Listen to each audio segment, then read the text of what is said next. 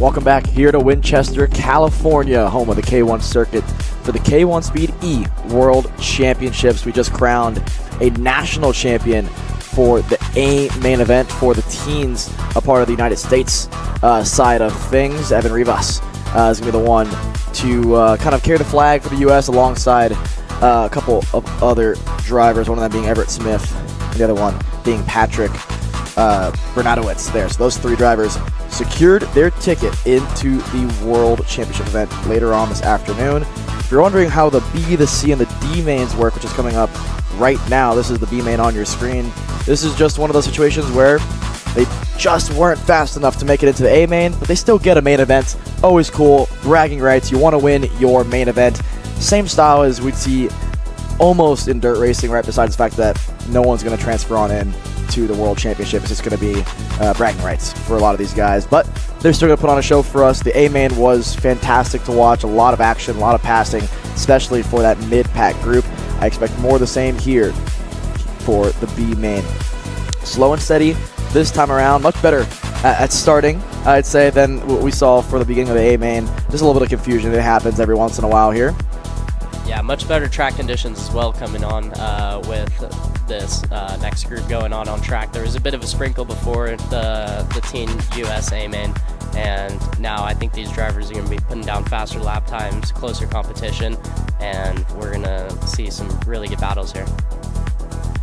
Slow and steady along the back straightaway here. So again, a lot of the drivers just waiting, crawling towards that final corner. They still have a bit to go here before they see the green flag, but you know what, I gotta say, it's always better to go slower than faster here for the start, especially the way these this first couple corners unfold, right? You have a fast right into an uphill left and then a banked right-hander. We've seen a lot of drivers kind of bite themselves through that corner. A couple drivers threw it off the racetrack in that A main, especially because we mentioned it, raindrops hit the racetrack before that A main. Track looks pretty good. I don't think it's going to affect it all too much, but the way these karts handle, the tires aren't as soft as you would expect for you, Frankie, what you're used to. But nonetheless, let's see how these drivers can navigate the K1 circuits. This is their first bit of racing action, their only bit of racing action this weekend. B-main is on their way. Green flag in the air, and we're already 3 wide up the hill. What a good start for a couple drivers there. Best start for the leader, but what a move down the inside. Sawyer Kidd to the lead.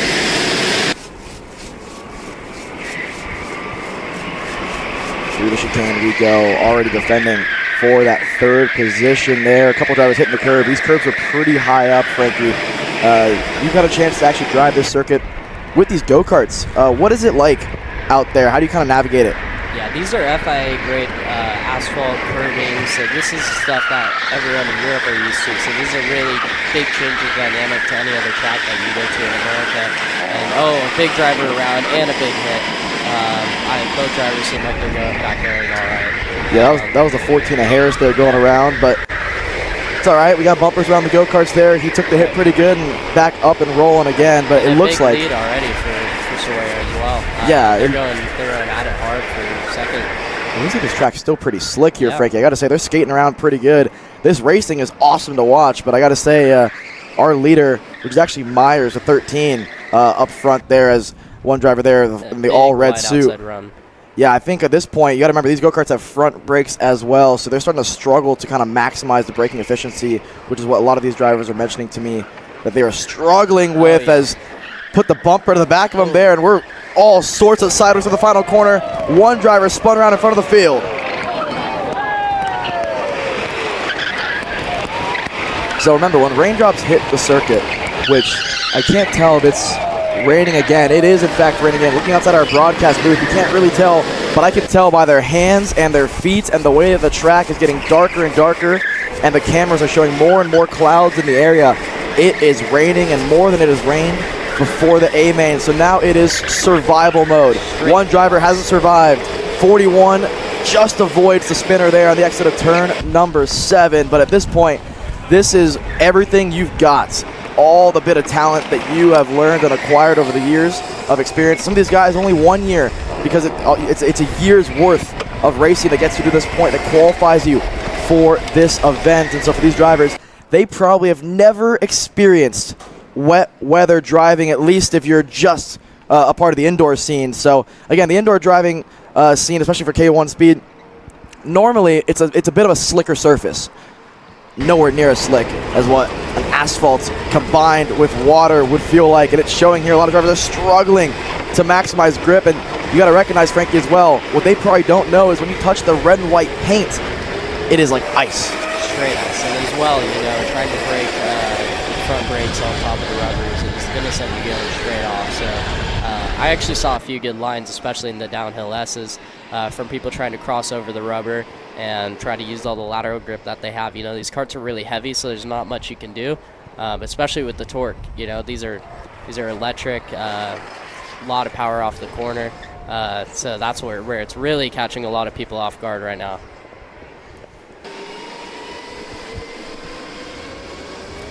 Walk us through, Frankie, kind of what is the technique like driving in the rain, especially on slicks? On slicks, it's about being patient. You're going to dial back your braking zone way, way, way, way more than you even would ever on the tires. You're going to focus on trying to stay off the outside paint, the curbs, the lines, the tram marks. It's going to be really difficult in turn 2 right now through the banking. It's going to catch you off guard because you don't know how much speed you can carry. It's going to change every single lap, especially you don't know how much water is coming down on track and where it's going to be worse at. So the biggest advantage you can have is your awareness and also partially patience, but just staying off the rubber. It's really opposite to what you normally anticipate in like the general driving line. You're gonna drive way offline in the marbles, trying to find as much grip as you can. Yeah, we're starting to see some really good lines here from a couple of these drivers. One driver in the Burrell suit there. That's really what you want to see, right? Off the rubber, like you said, trying to cross it over at the center and get a good exit. You mentioned it, right? The way that this power is applied is different than it would be in a gas-powered go-kart, right? You get it all at once. Yep. Huge torque, it pulls off the corner. It's about modulating that throttle and being patient. It is not about how fast can I get back to full throttle, how fast can I turn in. It's slow. You almost want to treat it like you have an egg under your foot when you're applying the throttle, and you want to treat it straight. Hand straight at all times, like there's a string attached to your foot, right? We call it string theory, actually, in driver coaching as well. So you really want to see smooth hands. And for Travis Myers up front from Arizona, he's the one that's leading this field around. He's navigated the circuit as well as anybody. Andrew Bradbury there sits in the second spot. And at this point, this is very common to wet weather driving, a pretty big field spread at this point. Just drivers trying to figure it out. I'm seeing drivers as well trying to wipe their visor. A lot of them probably don't know how to fix that. Usually, you end up just cracking the visor open a little bit, letting it defog. And if you don't have any Rain-X on your visor as well, it's not going to beat as well. And all of a sudden, you're going to have some visibility problems as well, which is a pretty underrated factor in racing, I would say. But nonetheless, I mentioned earlier the paint, something you want to avoid. The one part of the racetrack where maybe you can get away with it is the final corner if you just straighten your hands on the exit, as long as there's no wheel involved. But if you have some wheel involved and some throttle combined with that as well, you're going to have a pretty rough time on the exit here. And again, a couple of drivers I'm seeing still trying to get down to the racing line. It's not going to work, right? It's not going to work. We're seeing a lot of drivers having to really throw in a lot of steering. And while that is a technique that I have seen be used by some drivers where you chuck it in full 90 degrees on the steering wheel and shift the body weight, for a lot of these teams, they don't have enough body weight probably to shift around and move around, especially with a heavy go-kart as the 46 goes around there. It looks like there's a lot of rain coming down in the back half, coming towards turn 4, and then in the final, the final 4 turns after the hairpin complex, and at the top of the hill. I mean, if you look at this angle, the track looks super dark, glossy. This is, full drift for a lot of them.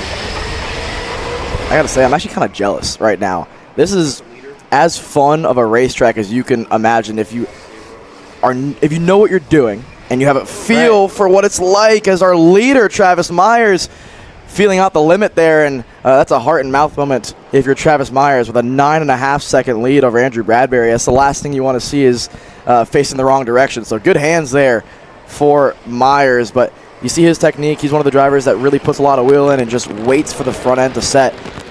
With that, what's happening is if you see drivers do that technique, all they're doing is turning in at their normal turning point. There's no grip, and the front tires bite on the wet line. So in theory, you can actually almost push your brake zone back a hair and turn in later and turn in right where the grip is. It's called the wet line. Usually you want to drive towards the exit of the racetrack there, as one driver has found the full exit of the racetrack and gone around the cones, yeah. our orange cones there. But again, that's the one thing I mentioned. You can actually get away with that much runoff even with the paints as long as your hands are straight. And I can tell it's raining pretty hard because I can hear it in our ears, and I can see it on the camera. And that's saying a whole lot. As another driver spun around there. I think it's the 29 of Figueroa. They are spun around in front of the field as well, but he's in a safe enough spot to pull back onto the circuit. Yeah, like you said, too, these are the most fun conditions that you can ever drive in, especially in a car like this. Like you said, I'm pretty jealous. You know, Travis is getting the most out of it right now. But being realistic, you know, at this point, you got to just settle in, hit your marks, stay to the outside of the track. You can see he's trying to get on top of the rubber, and it just throws him a bit wide, and he starts to slide once he gets the power.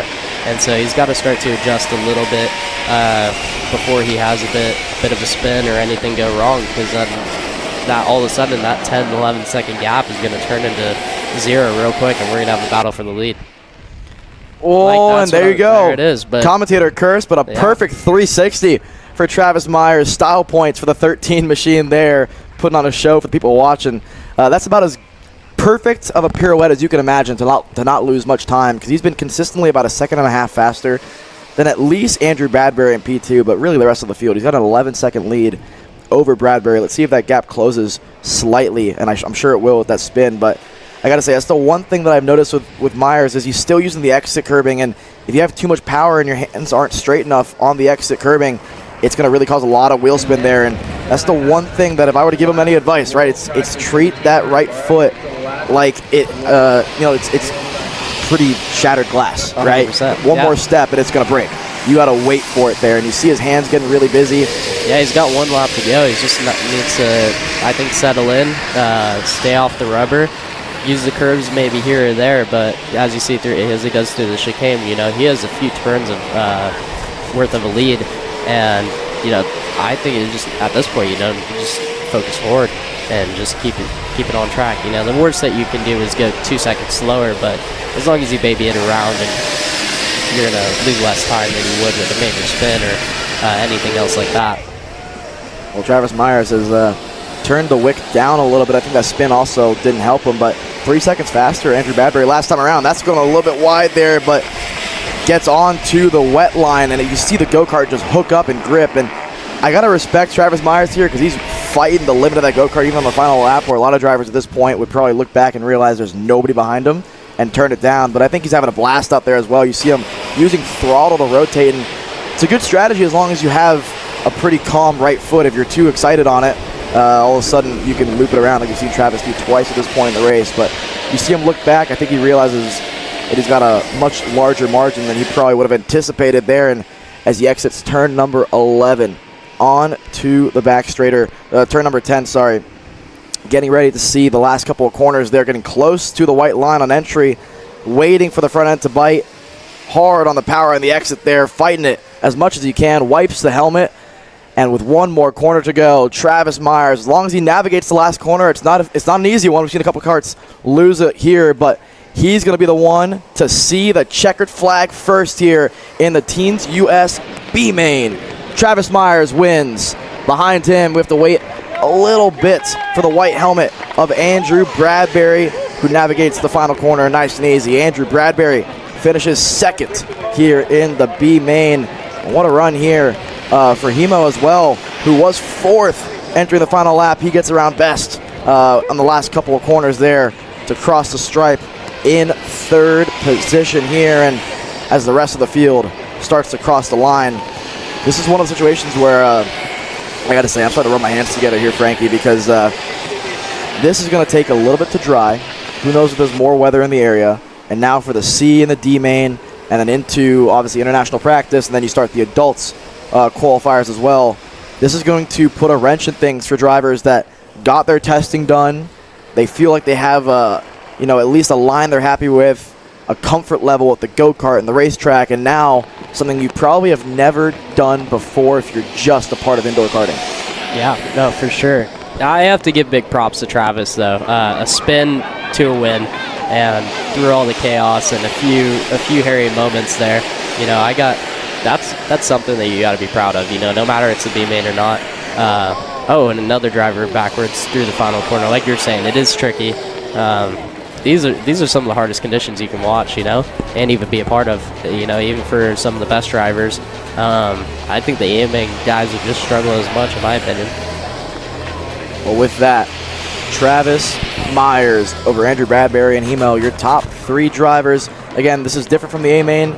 No one transfers in to the World Championship event, but you still get bragging rights to say that you won a main event here at the K1 Speed E World Championships. Travis Myers, Andrew Bradbury, Suleiman Hemo, Remington Best, Race Oliver, top 5, and then the rest of the field down the order as well, all the way down to 25th with Thomas Gillen there not finishing a lap, unfortunately, due to the wet weather conditions. With that being said, a few more mains here for the teens, a part of the United States Series, and then